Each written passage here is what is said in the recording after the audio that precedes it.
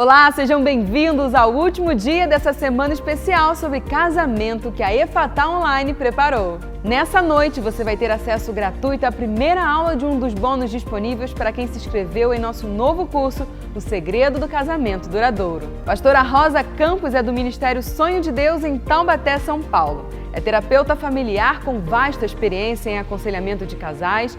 Ela ministrará sobre família, a igreja dentro de casa. Adquira agora o curso e descubra como ter um casamento pleno em Cristo, construir uma nova história e viver o sonho de Deus para a sua família. Bom, agora vamos ao que você tanto aguarda. Desejo a você uma ótima aula. Deus abençoe!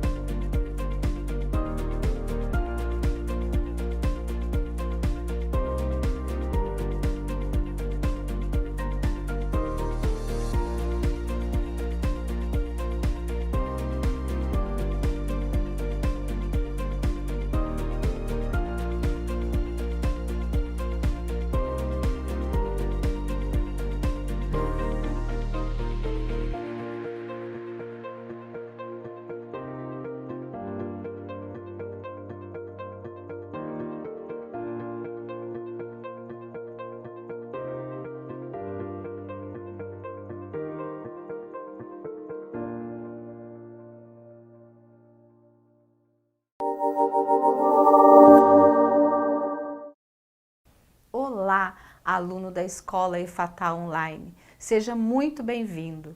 Meu nome é Rosa Campos, sou pastora aqui no Ministério Sonho de Deus e também sou terapeuta familiar de casal e de família. Vamos estar estudando nessa aula a disciplina Família, a Igreja dentro de casa, dividida em 4 aulas. Esse módulo pretende convidar o estudante a refletir sobre a relação família, a igreja dentro de casa, tendo como base a visão de Deus e de como Ele a constituiu, a instituiu a partir do casamento como uma instituição para vivenciar e propagar seu plano divino na formação de famílias. Entendendo esta relação do casamento através do novo pacto e o compromisso de cada membro dessa instituição. Refletiremos também como essa instituição está atualmente desestruturada pela inversão de valores, desde a queda de Adão até os nossos dias. Sair desse lugar caído e ser reposicionada no seu ponto de origem, para viver uma família e uma igreja verdadeira, a fim de influenciar a sociedade, não de forma mítica, mas de forma real e progressiva, como estabelecido por Ele em sua palavra. A figura do casamento é usada frequentemente nas Escrituras para representar a relação entre Deus e a sua igreja. O Antigo Testamento, em sua plenitude, é um desenho, uma sombra, que aponta para um modelo final e perfeito que é Cristo. Da mesma forma, o casamento aponta para Cristo e a sua igreja. Na igreja primitiva, eles se reuniam em vários lugares, em templos judaicos, nas sinagogas, nas praças, nas casas. E todos nós sabemos que com o passar do tempo, o povo cristão começou a ser perseguido. E essa perseguição se tornava cada vez maior. Até alguns templos foram destruídos e muitos cristãos não podiam mais nem dizer abertamente que eram cristãos. Então, nesse tempo, as reuniões se davam mais em casa, de forma até escondida.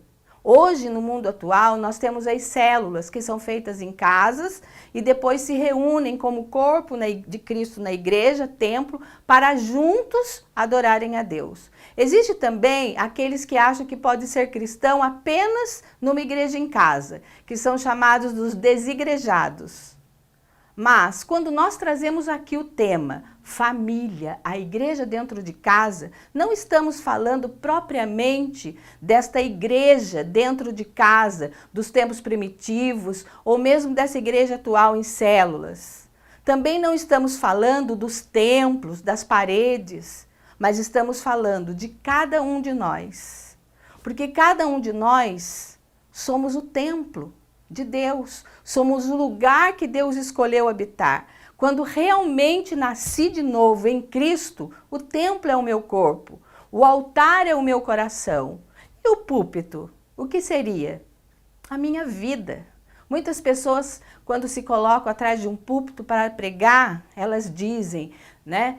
Que responsabilidade é estarmos aqui. A mesma responsabilidade é o como vivemos esse evangelho no dia a dia, com o nosso esposo, com a nossa esposa, com os nossos filhos, com os nossos vizinhos e na sociedade de uma forma geral. Se cada indivíduo que está em Cristo for uma igreja, a igreja de Cristo, com certeza o mundo será melhor.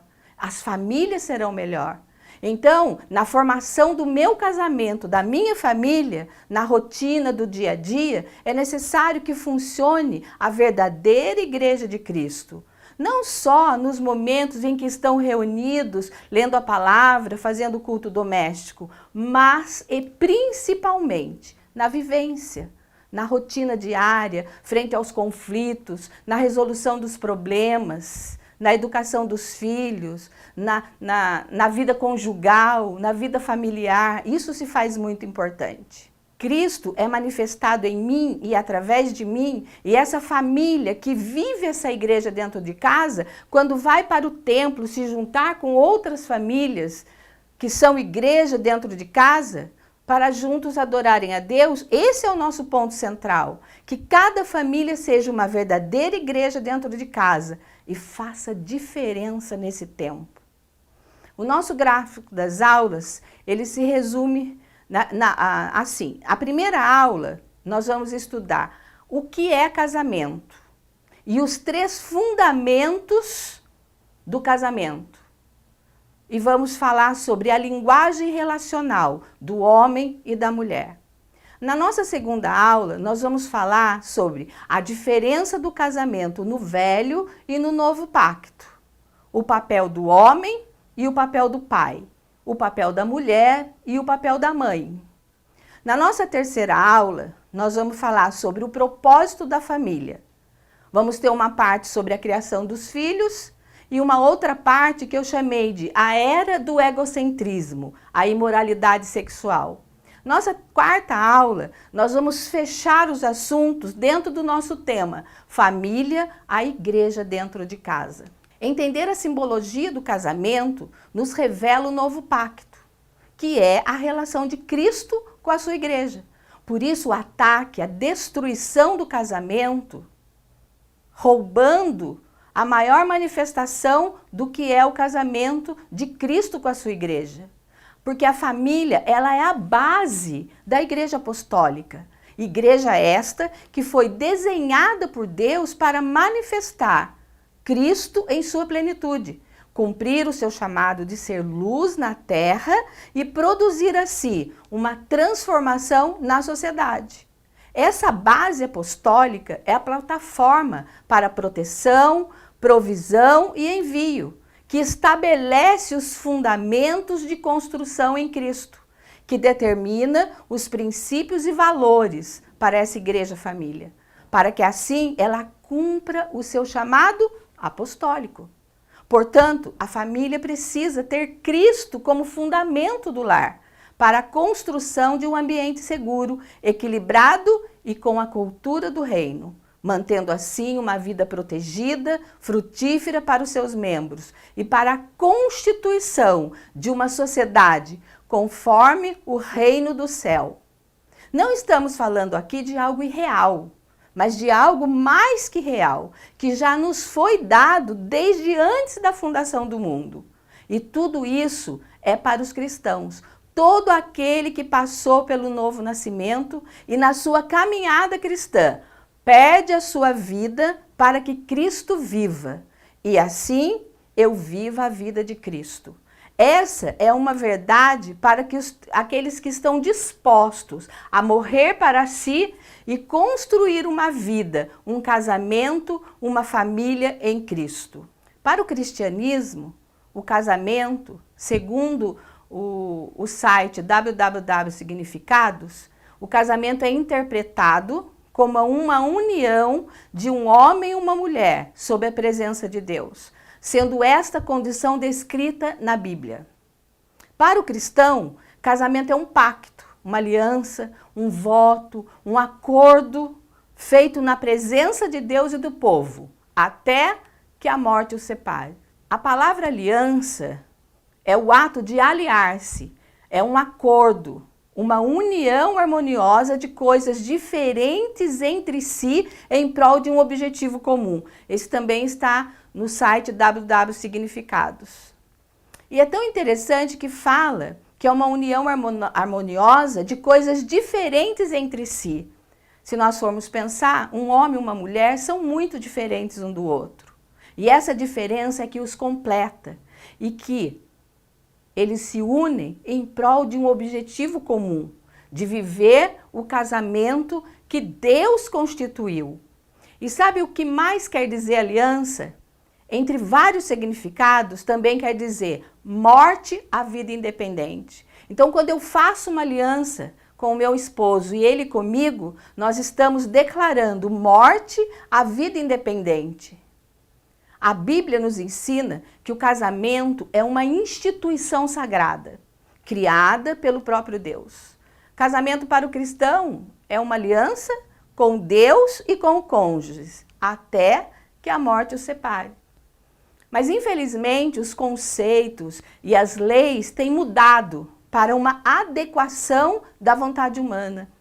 O dicionário Michaelis mudou o significado de casamento para se adequar às distorções desse século. Eles mudaram de união legítima entre homem e mulher para ato solene de união entre duas pessoas. Para Deus, o que era certo, continua certo. O que era errado, continua errado. A Bíblia não muda, porque eu penso diferente dela. Deus, pela sua vontade soberana, criou a mulher para Adão. E isso nos revela que o casamento foi ideia dele. Gênesis 2:21 nos mostra Deus criando a mulher. Eu gosto de pensar assim, olha, Deus criando a mulher e preparando a cerimônia do casamento. Deus conduz a mulher até Adão. Vemos aqui o quê? O princípio da paternidade. O pai conduzindo a noiva até o noivo. E Adão recebe a mulher. Podemos até mesmo dizer que casamento, então, é o quê? A fusão de duas pessoas. E para que essa fusão seja perfeita, é preciso primeiro ser um com Cristo, tanto em sua morte como em sua ressurreição. Ou seja, o nosso eu precisa morrer com ele na cruz, para depois vivermos a vida dele em nós. Então Deus estabelece a união do casamento como um vínculo sagrado entre um homem e uma mulher, uma vez que se revela desde a criação do homem. Gênesis 2:24 diz assim: por esse motivo é que o homem deixa a guarda do seu pai e da sua mãe para se unir à sua mulher, e eles se tornarão uma só carne. Em Mateus 19, do 5 ao 6, Deus ordenou: por isso deixará o homem pai e mãe e unir-se-á à sua mulher, e serão os dois uma só carne. Assim, não são mais dois, mas uma só carne. Portanto, o que Deus ajuntou, não separe o homem. E esse texto de Gênesis 24 é a pedra fundamental de Deus para o começo de todos os seus ensinos sobre o casamento. E a partir daí, então, Deus estabelece as 3 leis do casamento, os 3 fundamentos para o casamento, que é deixar, unir e tornar-se. Os 3 verbos contidos nessa determinação de Deus com relação a essa união revela todo o direcionamento frente a esse compromisso do casamento natural entre o homem e a mulher, tipificando o casamento de Cristo com a sua igreja. O verbo deixar, no dicionário Aurélio, ele significa soltar de si, apartar-se, não levar consigo, ceder, doar, renunciar, legar, produzir. O que isso nos mostra? Mudanças pontuais, nos levando a um amadurecimento, a verdadeira emancipação. Ou seja, um desligamento não só espacial, mas emocional da família de origem e também de si próprio e do estilo de vida de solteiro. O pastor Miles Moldon, em seu livro Solteiro, Casado, Separado e Vida após Divórcio, fala que matrimônio é uma construção. E é como a construção de uma casa. Casar sem antes ser solteiro seria como passar a vida levantando os muros, colocando o telhado, acrescentando portas e janelas. E aí, com o passar do tempo, descobrir que esqueceu do principal, da fundação, do alicerce. Um casamento edificado na areia com certeza ruirá, mais cedo ou mais tarde. Então, antes de casar, as pessoas deveriam construir a si mesmas. E Cristo nos permite essa construção, seja ela física, emocional ou espiritual. Ser realmente solteiro, inteiro, único e íntegro.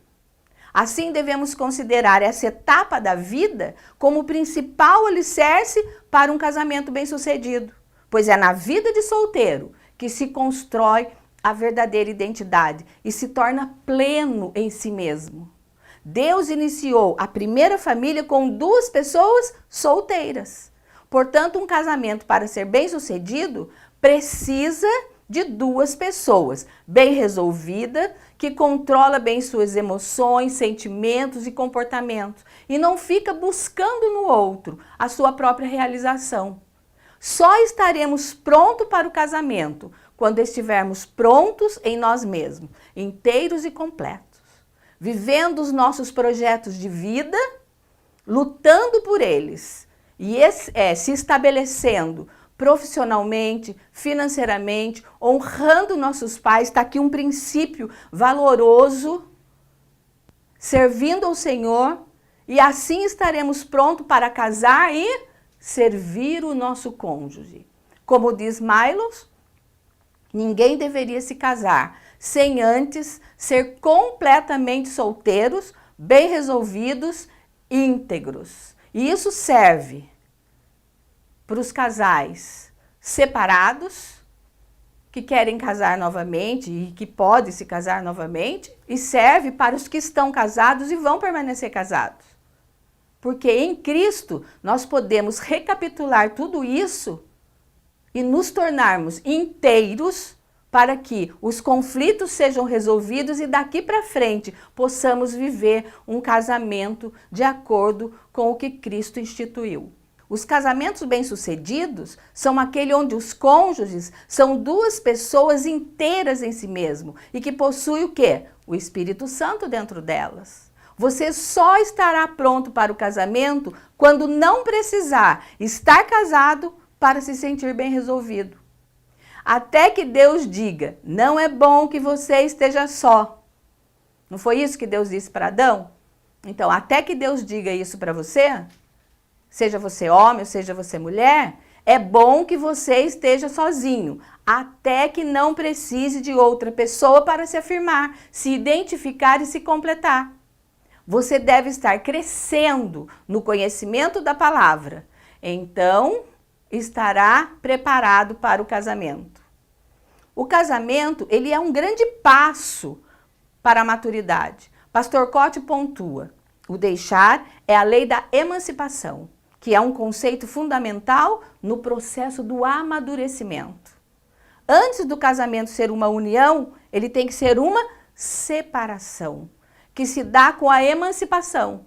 Pensa, o fato de um menino, de um rapaz, deixar pai e mãe, sair da condição de um menino e se transformar num esposo e pai, ou de uma menina numa esposa e mãe, é o que leva à emancipação e possibilita o exercício da paternidade. É preciso abandonar a antiga vida para assumir a nova. O mesmo acontece no relacionamento com Cristo. Aquele que perde a sua vida, achá-la-á. A Bíblia diz assim, o homem deixa pai e mãe para unir-se à sua mulher, para se juntar, se achegar, se apegar. É a lei do esforço. Pastor Cote fala que o unir é aquilo que se alcança com muito esforço. Esforço diário, renúncia da sua própria vida, das suas vontades, em prol do outro. Vão se tornando um, assim como são um em Cristo. E essa unidade vai acontecendo continuamente, à medida em que o casal compartilha cada dia o significado de suas vidas. Então, quanto mais tempo, mais juntos. É uma decisão, um desafio a ser alcançado, um caminho a ser percorrido. A palavra unir, ela indica uma natureza permanente do casamento. Os dois estão colados. O casamento é para quem quer desenvolver caráter, fidelidade, entrega, cuidado, fim do egocentrismo. Por isso, quando um casal se separa, depois de tão juntos, unidos e colados, há dor e sofrimento e pedaços para todos os lados. Agora, vamos falar dessa unicidade. Essa unicidade é a qualidade de ser um, diferente de unidade, que é a qualidade de estar unido. Em João 17, a palavra usada em todo o tempo é um, que é a mesma palavra usada para o casamento. Então, o projeto de Deus é que Cristo seja um conosco e não que ele esteja unido a nós. O projeto do casamento é que o marido seja um com a esposa e não que ele esteja apenas unido a ela. Fazemos mau uso da palavra unido, porque a palavra união diz respeito a duas composições distintas. Como, por exemplo, o prego está unido à madeira. Estão juntos, mas não são do mesmo material, da mesma natureza. Então, é possível separá-los. Unidade é tudo que está junto, muito junto, mas pode ser separado por qualquer tipo de força externa. No exemplo do prego na madeira, se eu colocar fogo, a madeira queima e o prego não, porque eles não têm a mesma natureza. Isso significa que havia apenas uma união. A unicidade é como ser enxertado. A comparação dessa unicidade está na fala de Jesus, quando ele diz que nós somos enxertados na videira e não unidos na videira. Uma coisa é pegar uma muda de planta e amarrá-la no tronco da árvore. Outra coisa é fazer um enxerto, um corte na árvore que vai ser enxertada e um corte no ramo que vai ser enxertado. Quando Cristo foi para a cruz, ele foi rasgado para nós sermos enxertados nele. E como se enxerta? É preciso rasgar o ramo, que somos nós. Então, enxerta-se esse ramo rasgado na videira também rasgada. Aí, depois de um tempo, o ramo se torna parte da própria videira. A própria seiva que flui da videira, flui do ramo enxertado. Ou seja, os dois se tornam a mesma vida, se misturam, são agora a mesma natureza, nada pode separar. Isso é unicidade. Uma coisa é você estar unido a Cristo, a outra coisa é a vida de Cristo fluir dentro de você. E para isso temos que ser rasgados e enxertados neles, os dois em Cristo, a mesma natureza. Mas as filosofias humanistas, onde o homem e sua vontade é o centro de tudo, estão invadindo nossas mentes, transformando aos poucos a maneira de pensar das pessoas de uma forma geral. A maioria dos cristãos também não percebe a enorme influência que essas mudanças têm provocado em toda a sociedade e são enredados por ela. O que era raro e escandaloso, hoje se tornou um estilo de vida normal e os divórcios crescem por motivos fúteis e egoístas. Pode até se afirmar que o enfraquecimento social e moral no Brasil, bem como em diversas partes do mundo, e as complicações enfrentadas pelas famílias nesse sentido, estão diretamente relacionadas à rejeição do que a Bíblia nos apresenta com o conceito de unir no casamento, dessa unicidade. O tornar-se, que é o nosso terceiro verbo, o terceiro fundamento, o terceiro alicerce, tornar-se uma só carne. Serão uma só carne. É a lei do pertencimento permanente, mediante uma aliança, uma promessa feita no altar, e está ligado ao compartilhar da intimidade e de propósitos. Ninguém mais é dono do seu próprio corpo. João 17,10 diz: tudo que tenho é teu, e tudo que tu tens é meu. E nisso sou glorificado. Todas as minhas coisas pertencem a ti, e as tuas pertencem a mim. Jesus aqui está explicando o quê? A natureza da aliança que ele tinha com o Pai, que tem a ver com pertencimento. A mesma rendição deve ser exercitada no casamento e no nosso relacionamento com Cristo. Portanto, se não nos rendermos no nosso casamento, não nos renderemos a Deus. Sabe por quê? Deus não une duas pessoas apenas por afinidade ou instinto sexual, mas ele une propósitos. O esposo será ativador do cumprimento do propósito da sua esposa, amando-a como Cristo ama a igreja. E a esposa, por sua vez, ajuda a cumprir o do marido com excelência, estando na retaguarda como mulher que sabe edificar o seu lar. Aí, quando entendemos isso, podemos ver com mais amplitude que as decisões no casamento determinam o trajeto desses propósitos. O compartilhar dos mesmos pensamentos, decisões e atitudes. É ser uma só carne. E tais decisões podem ser das mais simples, às mais complexas. Se o marido é um com a esposa, tem que pensar como ela, ou ao menos pensar com ela e vice-versa. É importante entender que homem não funciona como mulher e mulher não funciona como homem. Cada um tem uma linguagem relacional e existencial. Então nós vamos entender um pouquinho a linguagem relacional entre o homem e a mulher. No casamento é preciso ter essa relação de amizade construída sobre um alicerce espiritual. Aí então, para entender essa linguagem, nós vamos falar agora sobre a submissão da mulher. A submissão a que a Bíblia se refere é aquela baseada no amor do marido. E esta submissão é o mesmo tipo de submissão que a igreja tem para com Cristo. E a Bíblia revela claramente o papel da mulher e traz a realização para aquelas que cumprem. Pois foi Deus que criou a mulher e sabe qual deve ser o seu papel diante do casamento, da família, da sociedade, para a sua plena felicidade de todos. Efésios 5 está estabelecido o desenho de Deus para a construção de um casamento real em Cristo. Os versículos do 21 ao 24 falam sobre estarmos sujeitando-nos uns aos outros ao temor de Cristo, caminhando assim na vida conjugal. Então a submissão é um respeito pelo marido, um reconhecimento de que ele é o cabeça do lar, o provedor, o protetor e plataforma da família.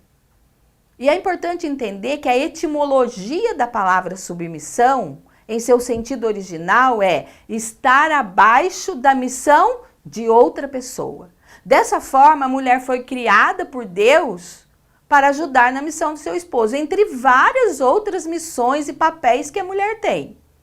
Agora, entre os vários papéis também e missões que o homem tem, Deus falou, ame a sua mulher como Cristo amou a igreja. Então eu penso que a primeira ajuda que a mulher dá ao homem é ajudá-lo a amá-la.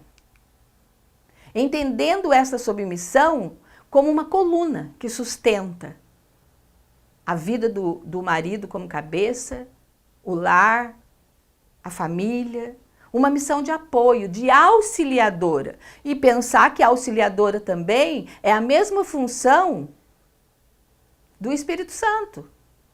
O Espírito Santo é nosso auxiliador, nosso consolador. A esposa também é uma auxiliadora, uma consoladora, uma ajudadora. Aquela que cuida e vigia de forma sábia, que transforma e dá vida à sua casa, à sua família. Não é uma posição inferior, mas lado a lado, de igual importância à missão do marido.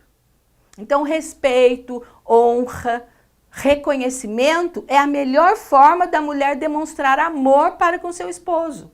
Quando a mulher fala a linguagem que o homem entende, ela desperta nele a sua natureza heróica, automaticamente de ser o cabeça e entender que ser o cabeça não é mandar, mas é proteger, é trazer direção. E aí nós vamos entrar na linguagem relacional do homem, que é amor incondicional. O esposo não deve esquecer que a esposa é o coração do lar. Cristo não oprime a igreja, assim o marido não pode e não deve oprimir sua esposa. Normalmente a submissão ela é marcada pela espontaneidade do submisso perante algo ou alguém, ou seja, uma obediência voluntária. Efésios 5, do 25 ao 33, ele revela a ordem para o marido, o papel do homem como esposo. O marido deve amar sua esposa como Cristo ama a igreja. E como Cristo ama a igreja? Ele ama incondicionalmente, não desiste dela, zela por ela, ama até o fim. Então, a liderança do homem em uma família, ela deve ser exercida com bases nos princípios eternos da palavra, afastando assim todo tipo de influência que surge fora dos valores construídos a partir da Escritura. Um dos aspectos mais importantes que os maridos precisam aprender é que a liderança de um homem determina a qualidade de vida da sua família. Efésios 5, 23 e 24 tem esse versículo. Porque o marido é o cabeça da esposa, assim como Cristo é o cabeça da igreja, que é o seu corpo, do qual ele é salvador. Assim como a igreja está submissa a Cristo, de igual modo as esposas estejam em tudo sujeitas aos seus próprios maridos. Aí podemos dizer que quando o homem dá estabilidade à sua esposa, ele está desenvolvendo nela essa submissão que a Bíblia fala. Muitas esposas têm relação sexual em sua casa, mas não têm um verdadeiro matrimônio. Então, quando o homem não assume a liderança do seu lar, todos os membros da família sofrem as consequências. O homem, ele é uma autoridade constituída por Deus para administrar, organizar, proteger e dar direção à sua família. Se o homem não cumpre o seu papel, coloca a sua família em risco. E toda desorganização faz sua esposa sofrer e cai sobre os filhos. Porque o principal papel do homem como cabeça do lar é servir sua mulher e depois seus filhos. E isso envolve dar direção e tomar decisões. Só não envolve abuso, tirania, falta de respeito.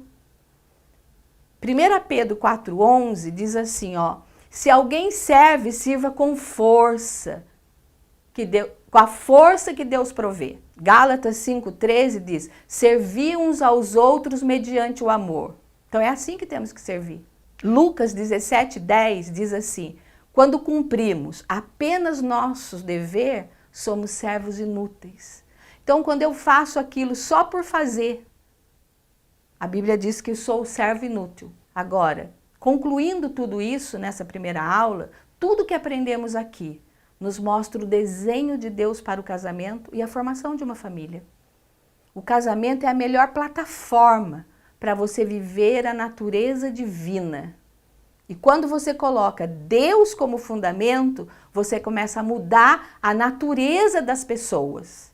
Para isso tem a lei do esforço. Vencer a nós mesmos em Cristo, a cada dia.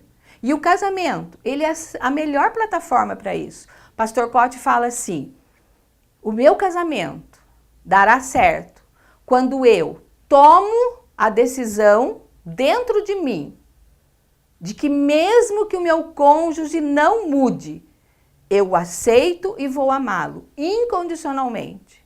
Quando tomamos uma decisão assim, aí Deus age e Ele vai fazer com que as coisas comecem a se ajustarem. É para isso, e para isso, você tem que vencer você mesmo. Não é o outro mudar, é a sua mudança. O efeito que a sua mudança vai fazer na vida do seu cônjuge. Então, quando eu coloco Deus como fundamento, eu começo a mudar a natureza das pessoas. E no novo pacto estabelecido por Cristo, o homem agora é chamado para dar a vida pela esposa. Como diz em Efésios 5, uma mulher submissa para um homem que dá a vida por ela. Esse é o desenho do casamento em Cristo. Viver fora desse desenho de Deus é conflito, é falsa alegria, famílias desestruturadas. Mas nós temos muita dificuldade de entender e aceitar e até mesmo viver debaixo dessa submissão ao cônjuge e a Deus. Porque somos influenciados por uma sociedade corrupta e sem valores. Falar de submissão ao marido, do amor incondicional pela esposa, de Deus acima de tudo em nossa vida e de valores bíblicos é algo que não cabe nessa sociedade sem valores. Mas devemos lembrar que o casamento une pessoas diferentes, criadas em cultura e costumes diferentes, para que elas se completem. Os conflitos farão parte da vida e deverão ser enfrentados. A maturidade de um casal é demonstrada com os cônjuges sabendo lidar com os conflitos e as opiniões diferentes. Com o passar do tempo, o casal vai se aprimorando em sabedoria, acertando as diferenças, negociando e diminuindo os impactos negativos que a vida apresenta. Intimidade é quando a alma se aquieta e se sente em casa. Essa é uma frase de Jaime Kemp. Intimidade é quando a alma se aquieta e se sente em casa. Isso é muito importante dentro de um lar.